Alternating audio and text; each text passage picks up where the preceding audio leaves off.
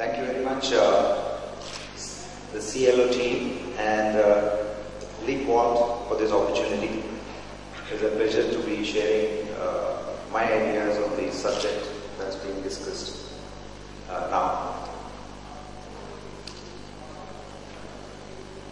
I must compliment Sujit for his very,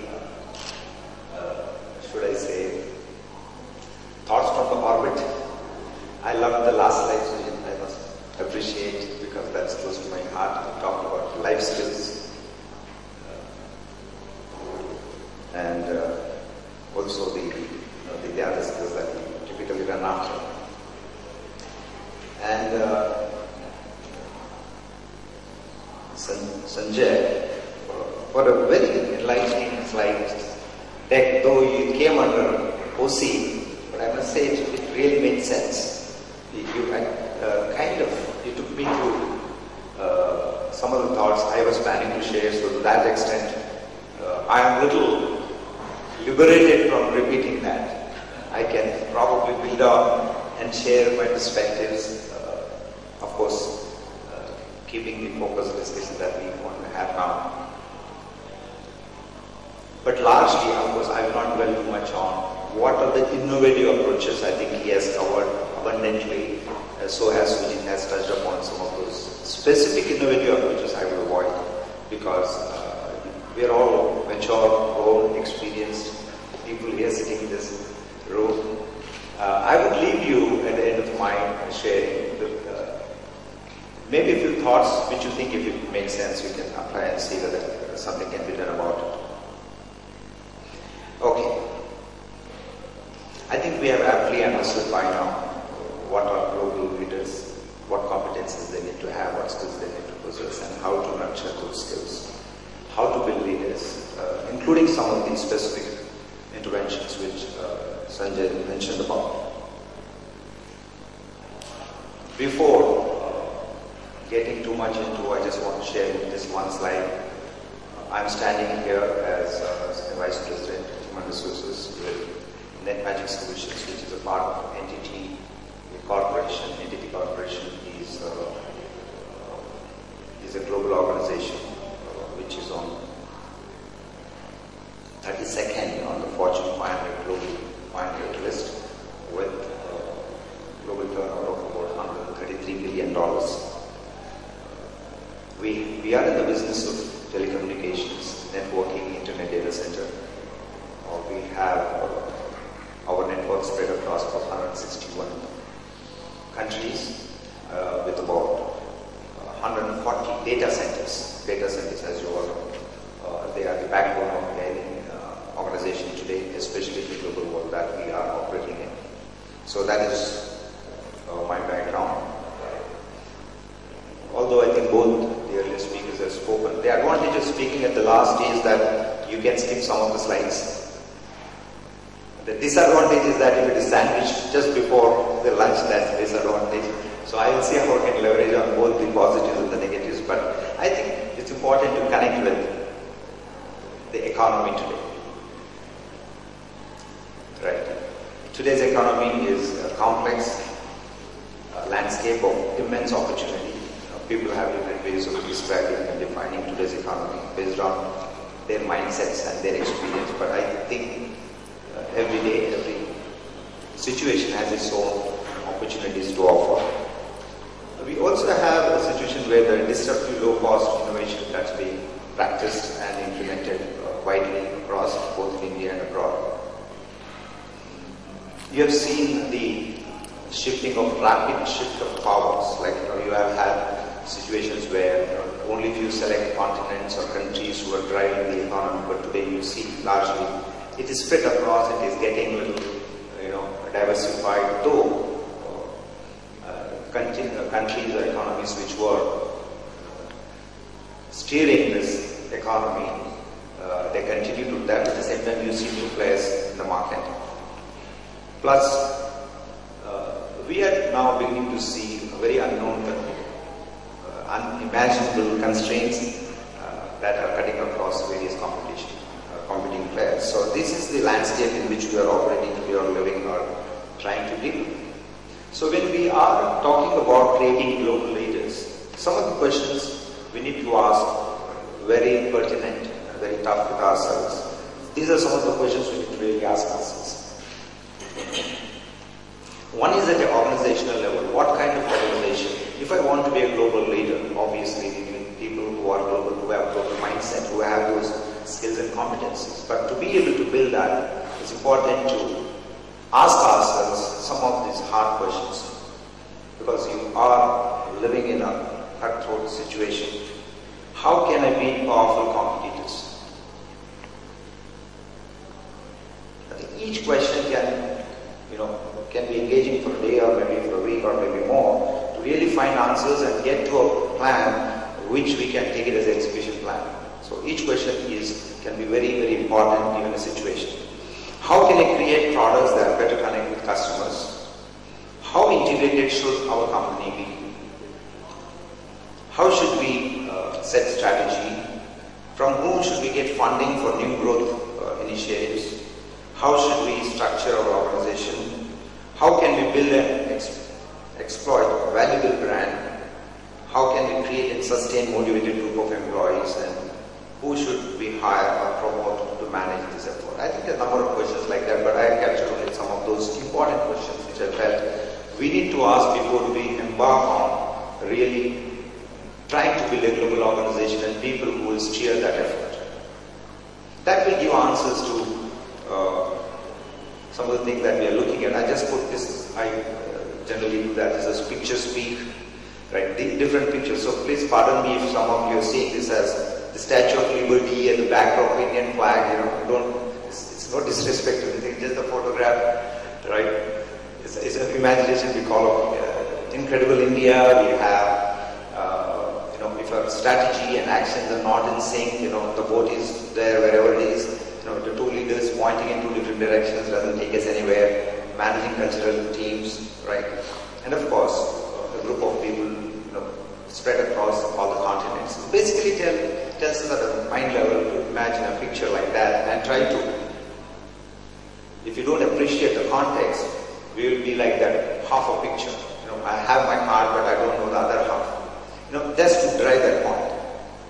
Okay, now who is going to create those global organizations? Obviously people, so it's very important to quickly touch upon what kind of people do we need, or what are the things related to people, what are those signs today that we see in the corporate world, right? Definitely it's employees market, employee mobility is in, the permanent employment is out, you have building personal reputation is in, you have seen people leaving off good jobs and good companies to work for leaders who are inspiring, right? Workplace loyalty is out, staffing flexibility is in, that is the contract staffing, right? Traditional organization structures are out. Reward and recognition systems built around individual and organizational esteem incentives that devalue human intelligence are out, right? These are some of the things we have seen. This is a slide that we often come across in forums like this, so I don't want to take much time, but this is just to connect that these are some of the people practices that are built around some of the changes that we see around us. Now, how do we reward people in today's environment? What kind of skills should we reward to be able to develop global leaders? One is, of course, somebody who continuously is a learner. So our reward system should also, revolve around that or be based on that. We should reward people for their professional competence, ability to solve problems, and ability to produce desired results, teamwork, and adaptability to new assignments and contexts. I'm hearing the same message like when you shared, and also some of my predecessors spoke here in different words probably, but the intent is same. We are echoing the same message. Just to drive the point, it's like one size does not fit all. If as HR professional, when we are designing our, what are those interventions, how do we design our reward systems, how do we design our learning, our promotion, or all those, we actually, bucket our initiatives in 3 categories based on the age group we are targeting. Likewise, when we are trying to build global organizations or global leaders, it is based on the markets you are trying to reach. So it's very important to be aware of what kind of market we are operating, and based on that our interventions will also change. So one size does not fit all is the message I want to share with you in this slide. So borrowing something from the west or from the east totally does not really help.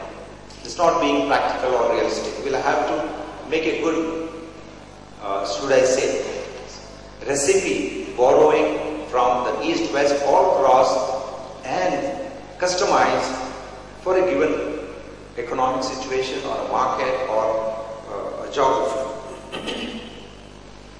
This is one of the lead models companies use. I don't want to take the name of the company. It's a very well-known brand, and some of you may be sitting in the audience. You will know which company I'm talking about. It's a huge global companies. They actually have proposed this model to build global leaders. How do we build global leaders? Step number one is grow locally and globally via consistent methodology.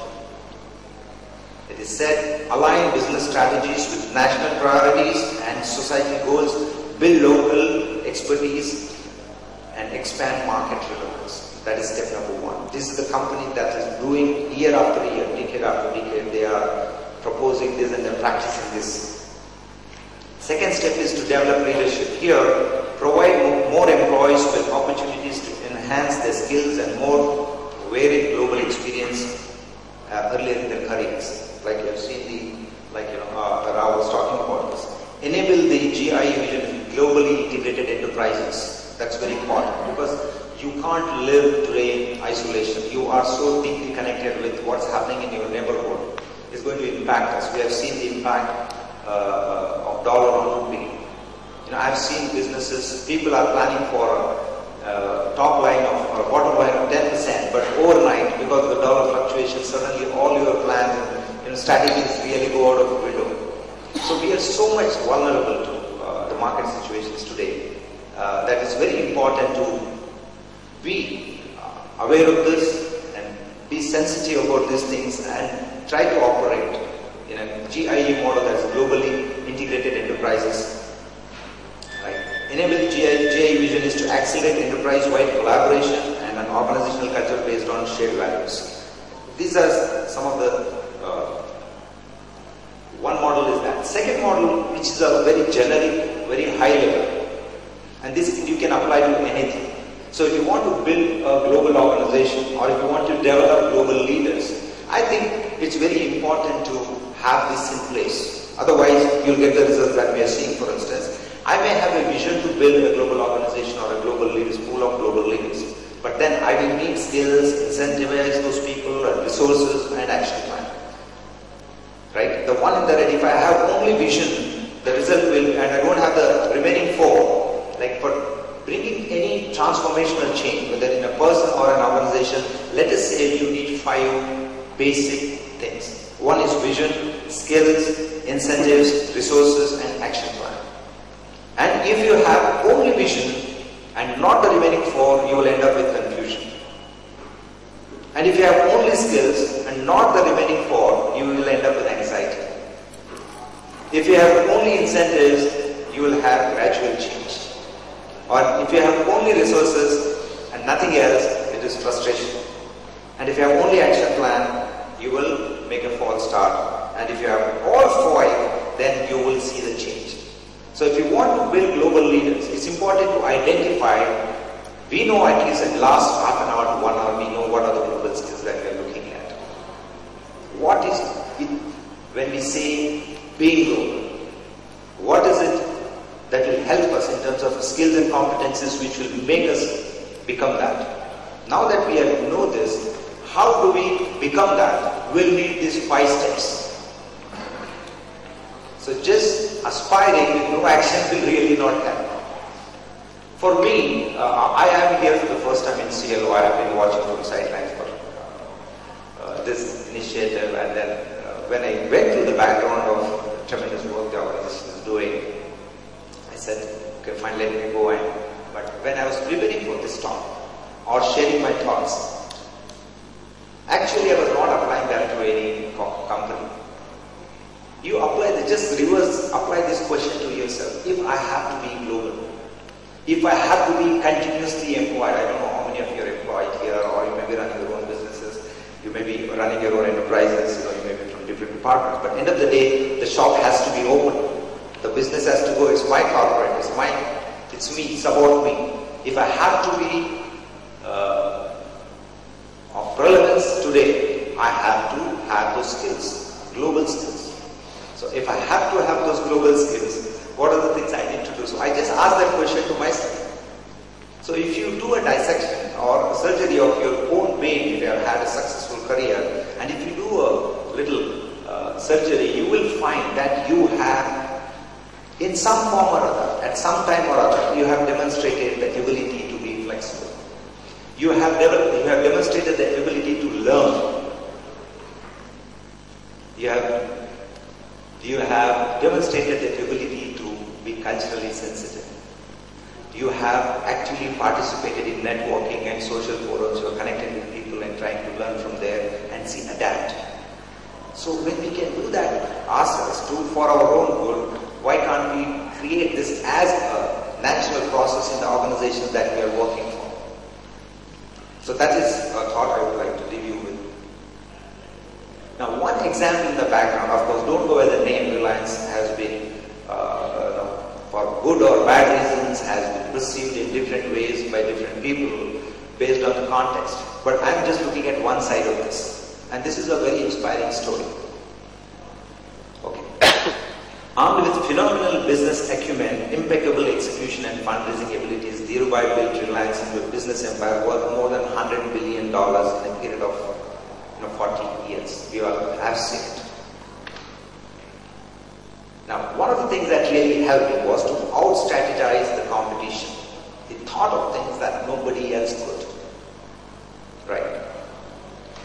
Their main strategy seemed to be Reliance would enter any industry with excess capacity and world-class technology and then mop up all excess demand in the industry by providing the best quality product at the lowest industry margins, unknown constraints, and the market margins in this situation. So you see how they have those three things: excess capacity, world-class technology, right, and mop up all the excess demand. Okay.